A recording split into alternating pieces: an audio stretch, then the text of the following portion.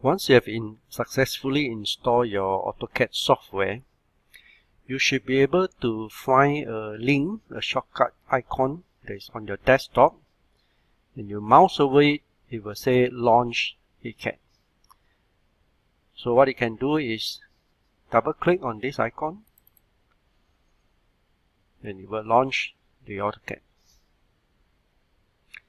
Wait a short while for it to fully launch and install everything. Now when you first launch your AutoCAD, you can define what kind of measurement units for the drawing. So in this case, I will open a new drawing. So I say OK.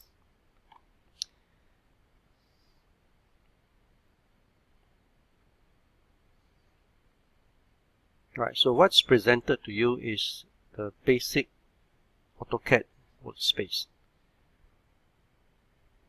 Right, with all this drawn up. Your workspace may look slightly different from mine, but it's okay. AutoCAD is easily customizable, and you can follow the AutoCAD manual, which you have to buy a copy, and customize the interface to something that is comfortable for you. Alright, so that's what I need you to submit in short video clip.